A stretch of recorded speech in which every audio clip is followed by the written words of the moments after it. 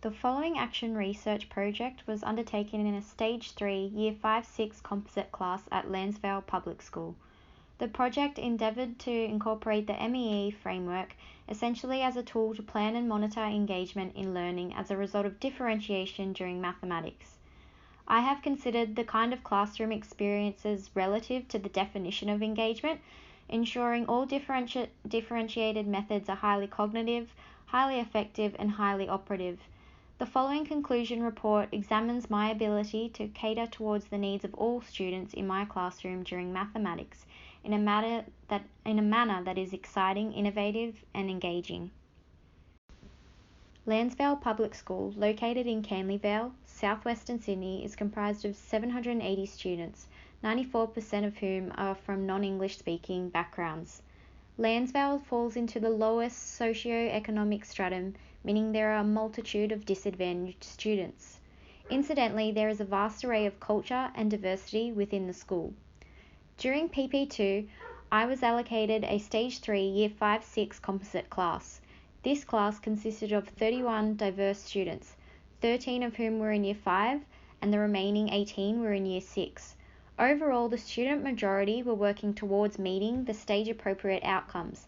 However, 6 students were working significantly below the required Stage 3 mathematics outcomes. These students often required explicit teaching and support. They attended numeracy sprints, which is a 20-minute small group program for emergency learners at the school, outside of class once a week. Additionally, 2 students have ADHD in this classroom and they are medicated. These particular students have limited concentration time, are sometimes hyperactive, and prefer more kinesthetic forms of learning.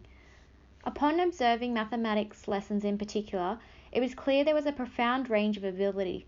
I noticed my mentor teacher, who has been teaching for 7 years, use the same teaching method for every mathematics lesson. Each lesson would start with explicit teaching, modelling, followed by individual work. During individual work, the teacher would always spend her time with the emergent learners. My teacher had an excellent range of experience, however, she too was concerned that this was not the best teaching method as not all students received her support during mathematics. Upon discussion, we agreed that my focus area was one of great value to the 5-6N classroom in particular. Evidently, there was a clear need for differentiation within the 5-6 classroom.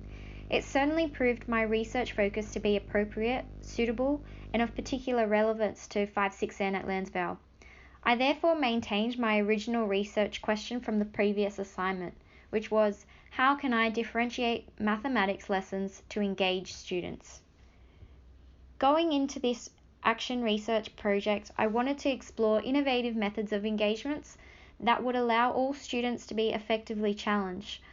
I really wanted to follow the MEE framework, promoting an insider classroom where every student felt valued. The Australian Association of Mathematics Teachers state that excellent teachers of mathematics establish an environment that maximises students' learning opportunities. The physiological, emotional, and physical needs of students are addressed, and the teacher is aware of and responds to the diversity of students' individual needs and talents. Students are empowered to become independent learners. I think this is important. Not only does it mirror the MEE framework, but it closely aligns with my personal philosophy that every student should feel empowered and capable within a classroom environment. Considering differentiation plays a significant role in my investigation, it was extremely important for me to research effective methods whilst planning my actions. The New South Wales Government Education Standards Authority states that differentiation is a targeted process. It involves, quote, the use of teaching, learning, and assessment strategies that are fair and flexible, provide an appropriate level of challenge, and engage students in learning meaningful ways. Incidentally, I created tasks that were placed, purposeful, pervasive, and principled, according to Ollerton and Price. Some of these tasks took the form of engaging assessments, exciting warm-up activities, and innovative maths menus. Prior to commencing this project, I sought permission from my school principal and mentor teacher. I obtained full consent pertaining to the focus and scope of my project along with a collection of data. Please see Appendix 1. I have ensured all students involved remain anonymous throughout the data collection and analysis phase of this research action project. Throughout my project, I collected 4 types of data, looking for evidence of engagement as stipulated in the MEE framework. I completed 3 research action cycles in which I used the following data to evaluate and modify my teaching pedagogy effectively. Firstly were work samples. Work samples were collected as part of the action and evaluation phase. Photographs of work samples help to assess levels of cognitive and operative engagement. This collection of data, alongside a lesson success checklist, enabled me to track students' progress and level of cognitive understanding. Consequently, I was able to modify my practice accordingly after the first research action cycle based on identified strengths and weaknesses. Secondly, I collected different observations in the form of anecdotal notes and mentor feedback, and these were used critically to reflect the levels of effective engagement and operative participation during the use of differentiated strategies. Signs of engagement, such as collaboration, body language, active participation, or actual work progress, confirmed a variety of strengths and weaknesses within my own actions. At the conclusion of each research cycle, I made sure to interview 3 different students, and this is where the interactions came into place in regards to data. These 3 different students each represented different levels of ability. Interviews were dialogic in nature to ensure students felt comfortable and in control of their active role during reflection. These interviews allowed for reflection, evaluation of levels of engagement, and assisted in determining whether an insider culture was present. Lastly, I looked at student self-assessment. Students self-reflected via Padlet. I posted lateral questions drawn from the real framework to force students to reflect more deeply, thus emphasizing an insider culture. Here I asked multidimensional questions such as how students learnt, rather than basic questions such as what did they learn. Responses showcased levels of cognitive, operative, and effective engagement. In addition, they identified individual needs of students I would address in future lessons. Upon completing this action research project, these were some of the key findings. It was evident there was a development of ability and understanding within mathematics during my teaching. I found students disliked being put into groups based on their ability, and I found that this decreased their effective and operative engagement. Instead, I found students enjoyed autonomy and freedom of choice. Differentiated warm-up activities instilled confidence within my students, consolidated knowledge, and effectively motivated and prepared students for the lesson ahead. I also found that collaborative work enhanced cognitive understanding. I'll explain these in further detail shortly as I analyse the impact of implemented pedagogic changes through the exploration of collected data. Throughout the project, I analysed all students' work samples to determine their levels of cognitive and operative engagement. For example, work sample 1 shows a student's consistent ability to identify the properties of shapes. This student was operatively engaged, actively participating as she used concrete materials to aid with the activity. Her work samples provide evidence of high cognitive engagement, as she was then able to transfer her knowledge when solving worded problems related to 3D shapes. See work sample 2. Additionally, I marked these against color-coded success criteria checklist, see work sample 3, to determine students' academic achievement each lesson. Red represented at-risk learners, yellow represented working towards, and green represented working beyond. Booker, Bond and all, 2016, consider assessment for learning a critical skill when preparing and designing lessons. Having a good understanding of each child's ability ensures each strength and area of need is identified and can be addressed in future lessons. I made sure of this by modifying warm-up activities. I'll explain this in an example during the next analysis of observations. Observations and mentor feedback in relation to differentiated warm-up activities indicated clear engagement while students worked collaboratively. Students worked in groups to beat the other teams and score themselves Battle of the Brains points. See observations 2 and 3. Students worked on the floor, facing each other and being physically receptive to each other's contributions. All students showed signs of effective and operative engagement during these activities. Emotional reactions and signs of engagement included positive attitudes, curiosity, and eagerness to contribute.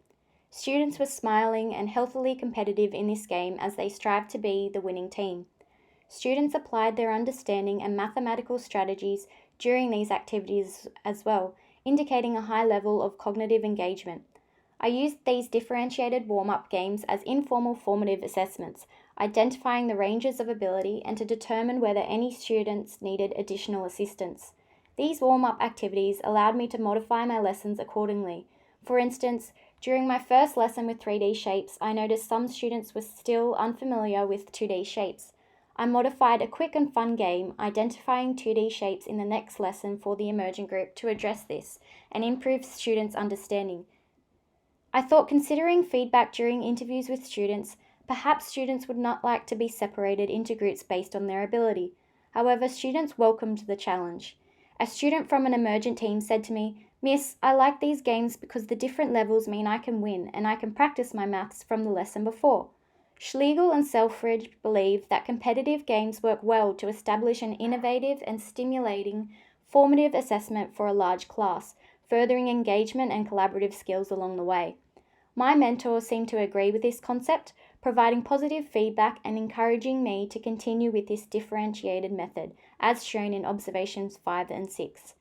From the get-go, my mentor expressed the importance of warm-up activities, so this was a differentiated concept I really wanted to perfect. I believe after 3 research action cycles, I have almost mastered the implementation of this innovative formative assessment, and I'll most certainly adapt this differentiated method into future classrooms. Interactions with students played a detrimental role within this particular action research project. During interviews, it became clear very early on that students preferred being more autonomous. Students disliked the idea of being divided into coloured groups based on their ability and having different work to others.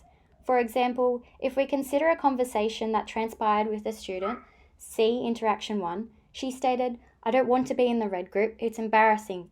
Everyone knows that it's the bottom group." Immediately, this alarmed me. It showed a weakened sense of effective and operative engagement. Considering this, I conferred with my mentor and analysed other students' reflections on Padlet.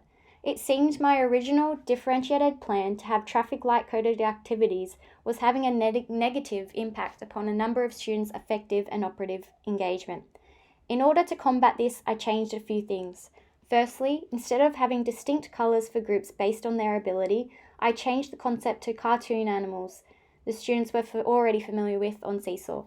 I kept students in these ability groups during warm-up activities only so I could observe and assess for learning. Secondly, I introduced a maths menu whereby students had the freedom of choice to decide which activities they completed. In order to ensure students maintained operative engagement, I set out clear expectations for each group. For example, in Lesson 3 of 3D Shapes, the lions were expected to complete at least 2 activities. The maths menu included a range of activities based around the same learning intention and syllabus outcomes. The menus included a selection of activities each lesson that ranged in difficulty and delivery. Examples of these activities include open-ended word questions and problems, playing shape properties games, or using concrete materials to build shapes. The AAMT encourages a vast array of learning activities to cater towards all styles of learning and learning needs. This was particularly beneficial for my 2 students with ADHD who enjoyed and profited from kinesthetic learning in particular. These students were able to complete different activities according to their strengths. They got to choose which activities they wanted to complete. After the implementation of maths menus and animal groups during the second cycle, the demeanour and reaction from students during interviews changed drastically. See Interaction 2. Students from each level of ability thoroughly enjoyed the concept and all were successful in achieving the lesson success criteria. Student A, who was in the emergent group called the Lions, commented, "Miss, this is so much better because I can just grab the shapes and learn. I don't get confused now." This is a clear indication of high, effective and operative engagement. Moreover, upon looking at his work sample, it is also clear he was highly cognitively engaged. Students' responses and reflections posted on Padlet provided myself with further evidence of engagement. Upon the inclusion of a maths menu and removal of groups, nearly all students commented on their approval of the new lesson or teaching dynamic. I've included snapshots of a few to the left. Referring to self-assessment 1, one student posted, "Today I enjoyed maths menu because the activities were my level and also challenging as well. What I think increased my knowledge of problem solving and dimensions was the activity where there was a problem question. I think that when we weren't put into groups, it helped me to be more independent with my work." This student has exhibited a deep and meaningful reflection, showing they are deeply invested in their learning. According to Munns and Woodward, this is indicative of highly operative and cognitive engagement. Moreover, the student's response to a multi-dimensional question, identifying how she developed her understanding, indicated the student's sense of value and worth during this maths lesson, thus promoting an insider classroom. One of the immediate implications of this project is that as a pre-service teacher, I now understand the sheer importance and effect engagement can have upon a student's learning. High operative, effective, and cognitive engagement allows for students to attain knowledge which can transcend into the real world, and I saw this through my findings. The MEE framework creates more successful learners whereby high level of engagement means students become more autonomous, gaining a sense of value in an insider classroom environment. Another implication I'm aware of now is that as a teacher, I need to be considerate of different forms of data collection. I noticed that I gained a range of findings from different collection methods. More importantly, however, my interactions with students in particular and reading Padlet responses has made evident the sheer importance of reflection not only for myself but also the student. According to Woolfolk and Margetts, student reflection allows the student to become more responsible for their learning and gain a deeper understanding of how they learn rather than what they learn. Additionally, these interactions provided me with a greater understanding of student engagement, deciphering what they enjoyed and what they disliked. I will most certainly continue to collect and analyze different forms of data when reflecting upon my own teaching pedagogy. A long-term implication in regards to this project is that my personal philosophy has been reaffirmed. Every single student needs to be considered. As a teacher, I need to facilitate learning by carefully considering and designing differentiated lessons that are suitable to the needs of all students. This means I need to continuously reflect and consider a range of learning methods to design innovative and engaging lessons. Implications upon my own professional development were profound. I noticed during my practice, although I was aware of students' progress and ability, I sometimes failed to provide feedback and advice to all of my students. My mentor first pointed this out to me. Woolfolk and Margetts deem constructive feedback essential as it provides students with a greater sense of direction and determination during their learning. Moreover, constructive feedback will no doubt impact and improve a student's effective engagement, providing them with a positive attitude. Incidentally, in a future research cycle, I would like to consider how I can provide effective, constructive, and timely feedback to all of my students. To conclude, this research action plan has conscientiously considered the MEE framework. Innovative tasks, including exciting formative assessments, warm-up games, and maths menus, were designed and modified to ensure high cognitive, high effective, and high operative engagement. As a result, students became more autonomous learners, gaining a greater sense of responsibility and value during their learning in mathematics. Additionally, nearly all students successfully achieved Stage 3 maths outcomes related to these innovative and differentiated maths lessons. I believe the needs of all students were carefully considered, and incidentally, my personal philosophy has been achieved. I will most certainly continue the research action cycle process. I now think it's essential to actively reflect and modify my pedagogies throughout all areas of my teaching to ensure my lessons continue to be engaging, innovative, and worthwhile for all of my learners. Please see appendices and reference list attached.